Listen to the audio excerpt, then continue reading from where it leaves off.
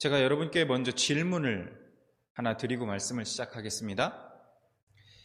여러분은 만약요, 지금 여러분이 이 세상을 떠나고 나면 과연 여러분의 자녀들은 여호와를 경외하는 삶을 살아갈까요?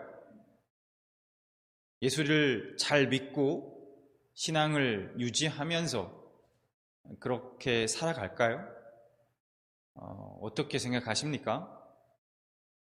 이 질문에 여러 가지 대답들이 있을 거라 생각합니다. 그렇다, 아니면 잘 모르겠습니다, 아닙니다, 자신 없습니다, 이렇게 하실 분도 계실 거고, 생각해 본 적 없다라는 다양한 대답이 있을 거라 생각합니다.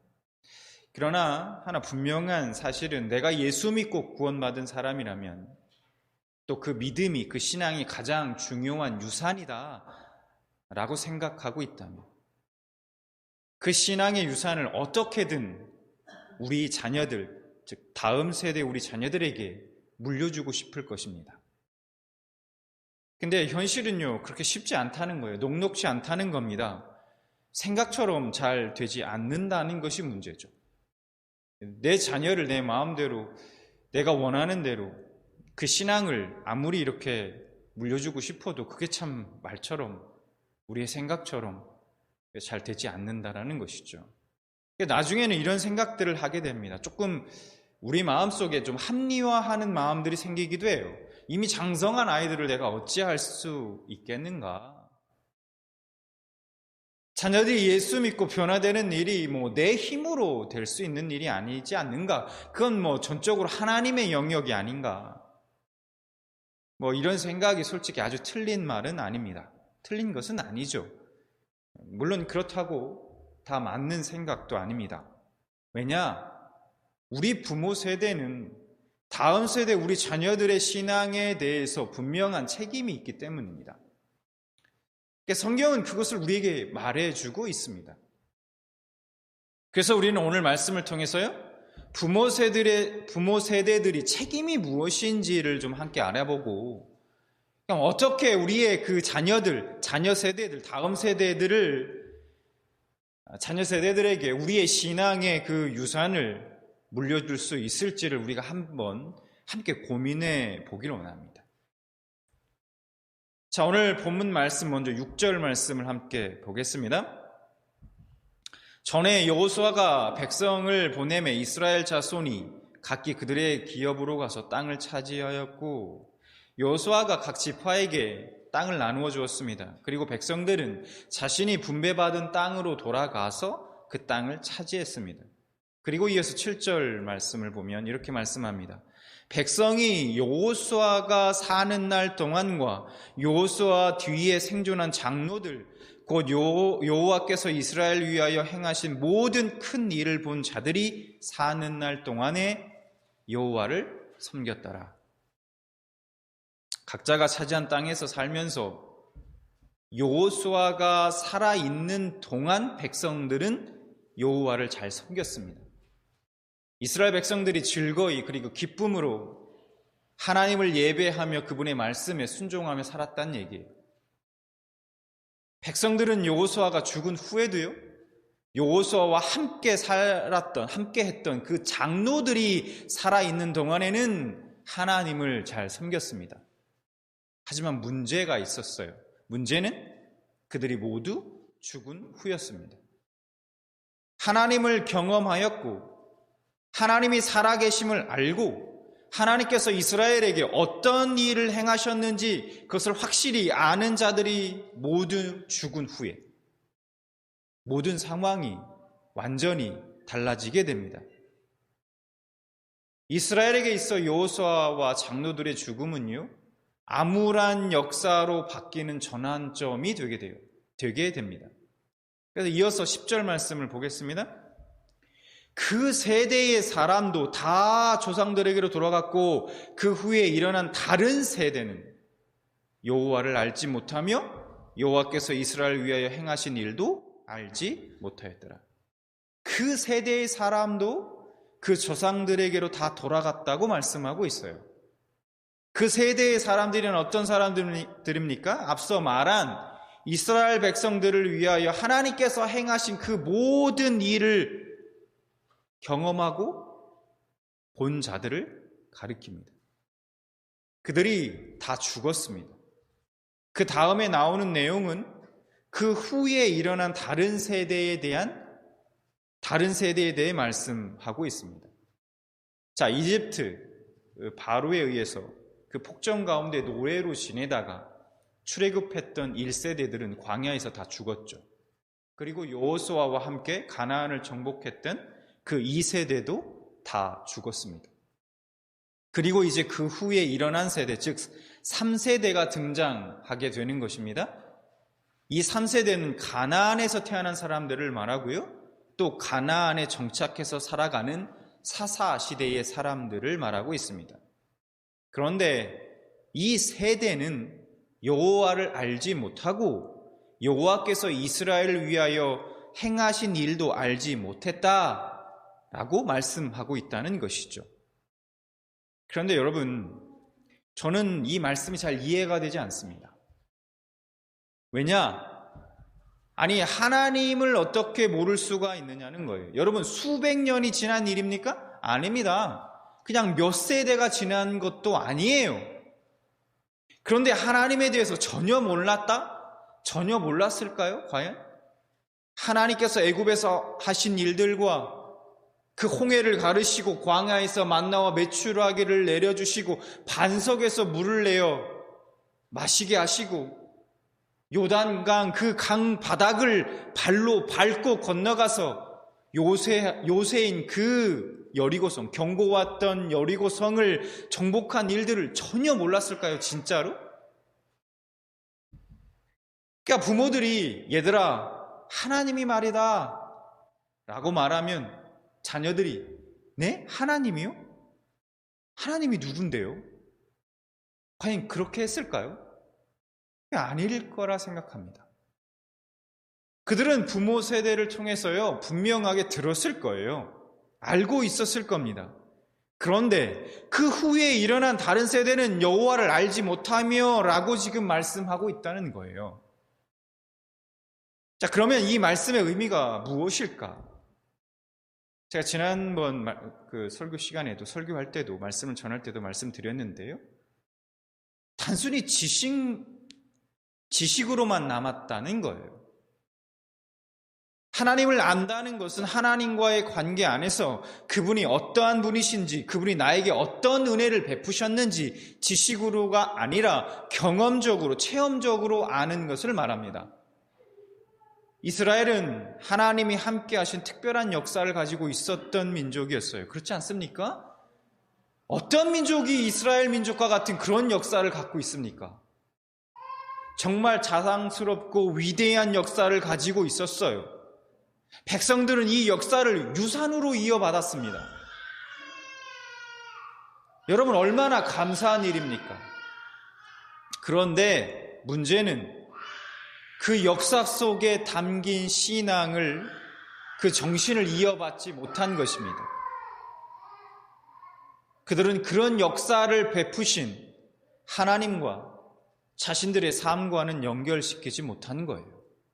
위대한 역사를 가지고 있었음에도 그 역사 속에 담긴 그 정신과 그 신앙을 자신들의 삶과는 연결시키지 못했다.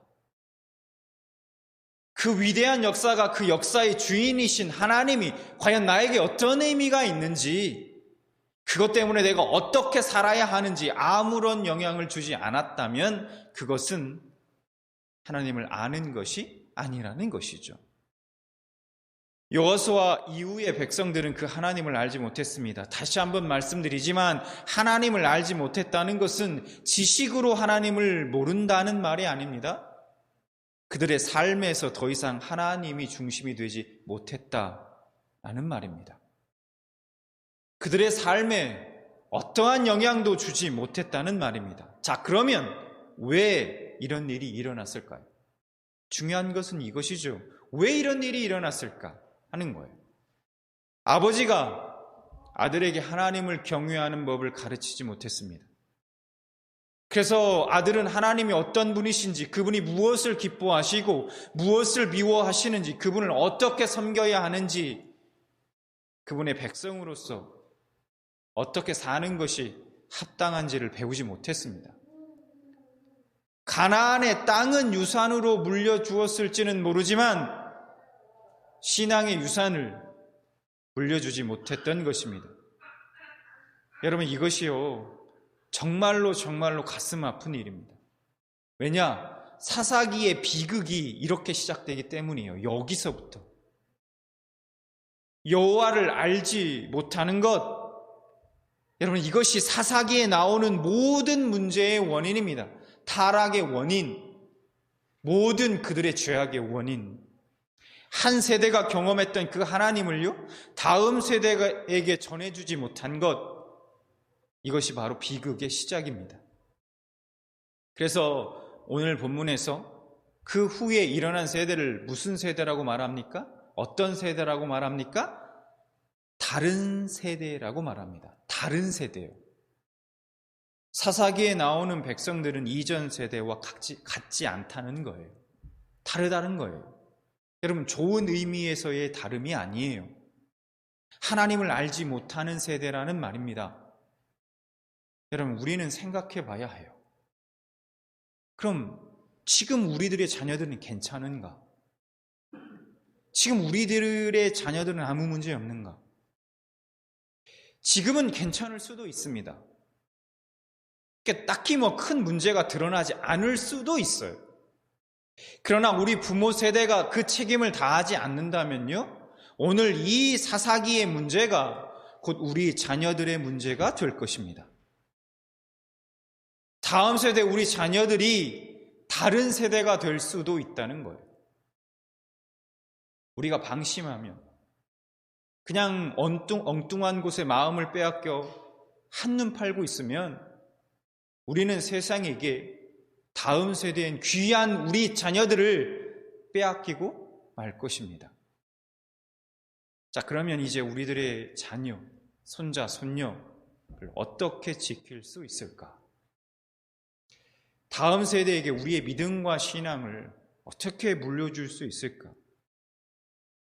그 답을 우리가 성경에서 한번 찾아보기를 원합니다.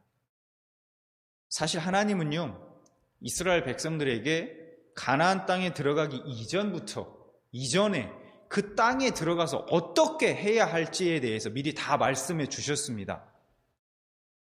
문제는 그들이 그 말씀을 잊어버리고 순종하지 않았다는 것이죠.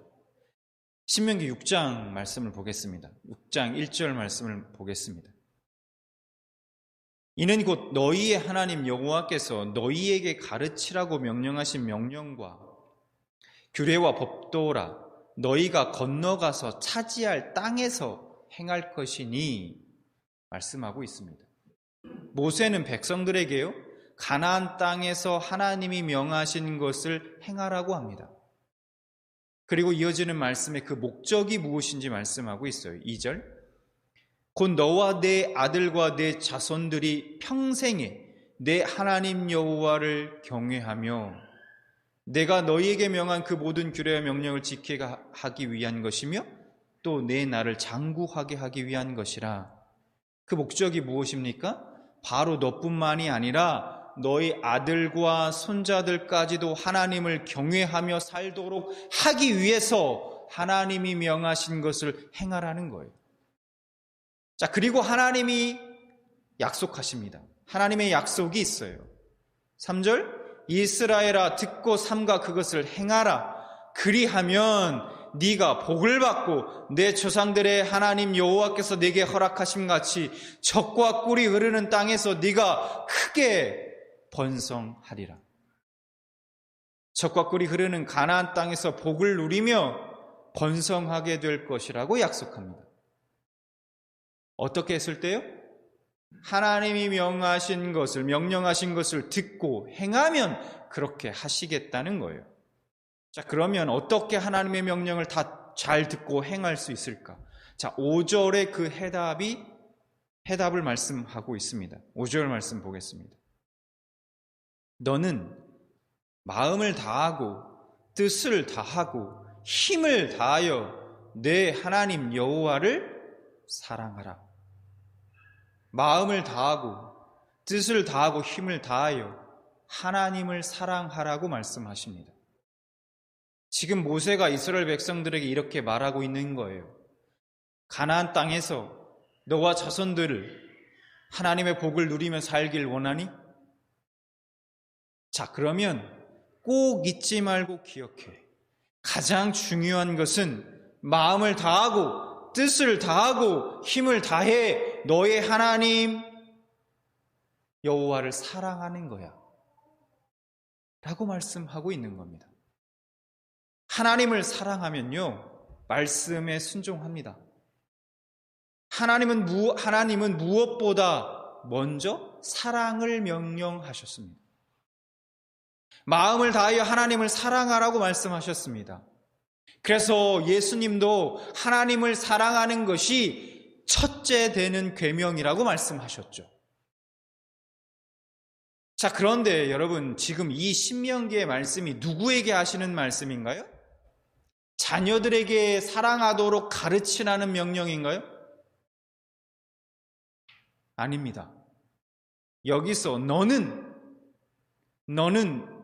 자녀가 아니라 부모 세대를 가리키는 말씀인 것입니다. 부모 세대에게 말씀하시는 거예요.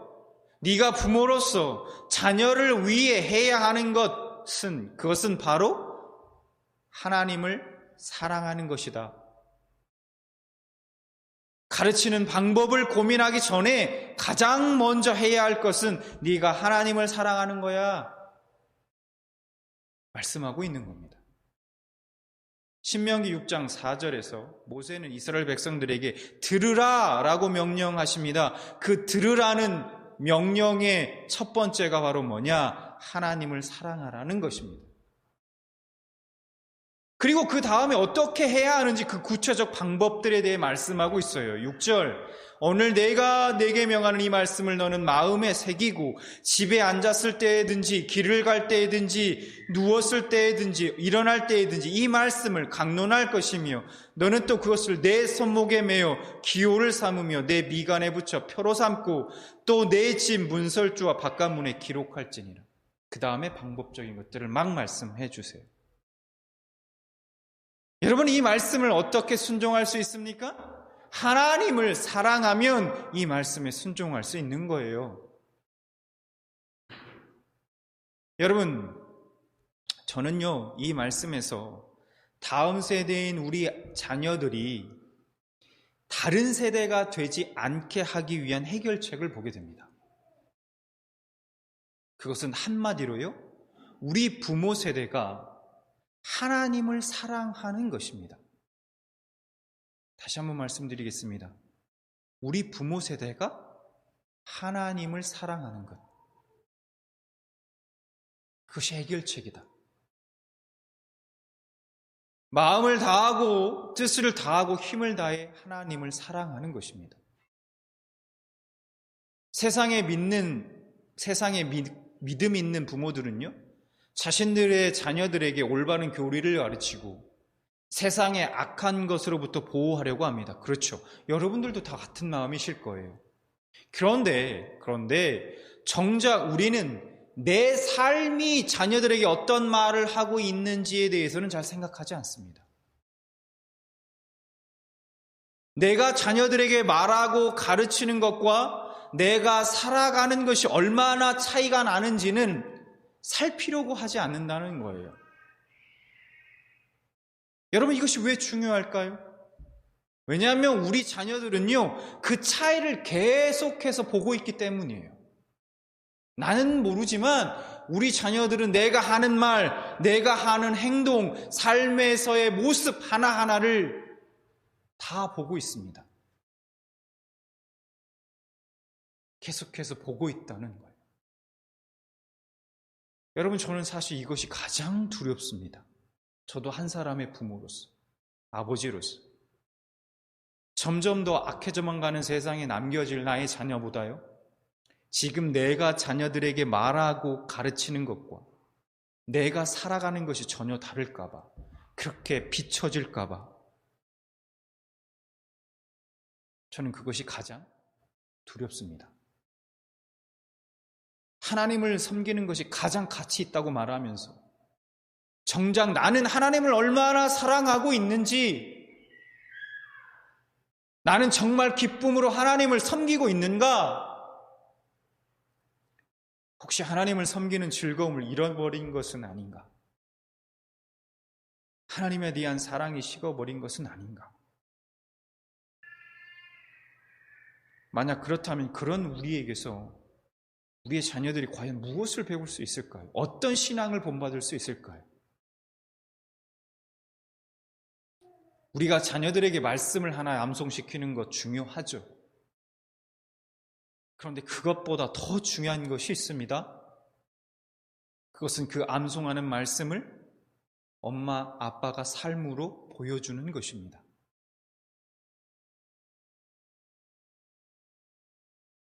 이 말씀이 정말 하나님의 말씀이라는 것을요, 보여주는 거예요. 단지 이론이 아니라, 단지 말뿐이 아니라, 그 말씀을 믿음으로 살아내는 것입니다. 삶으로 증명하는 거죠. 우리가 매일매일 이런 삶을 살아낼 때 우리에게 반드시 이런 일이 일어날 줄 믿습니다. 신명기 6장 20절. 후일에 네 아들이 내게 묻기를 우리 하나님 여호와께서 명령하신 증거와 규례와 벽도가 무슨 뜻이냐 하거든. 우리의 자녀들이 여러분 우리에게 물어올 것입니다. 엄마 아빠는 왜 하나님을 그렇게 섬겨요? 왜 하나님을 섬기는 것이 가장 가치 있다고 말해요? 엄마 아빠는 왜 그렇게 힘들고 어려운데도 그렇게 항상 기뻐요? 무엇 때문에 그렇게 감사해요?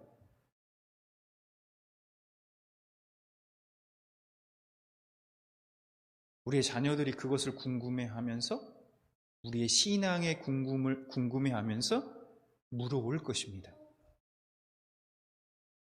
그때 이렇게 대답해 주시기 바랍니다. 신명기 6장 24절 25절. 여호와께서 우리에게 이 모든 규례를 지키라 명령하셨으니 이는 우리가 우리 하나님 여호와를 경외하여 항상 복을 누리게 하기 위함이시며 또 여호와께서 우리를 오늘과 같이 살게 하려 하심이라. 우리가 그 명령하신 대로 이 모든 명령을 우리 하나님 여호와 앞에서 삼가 지키면 그것이 곧 우리의 의로움이라 할지니라. 우리의 자녀들도 하나님의 말씀에 순종하고 하나님을 경외할 것입니다. 하나님을 섬기는 삶의 그 가치를 알게 될 것입니다.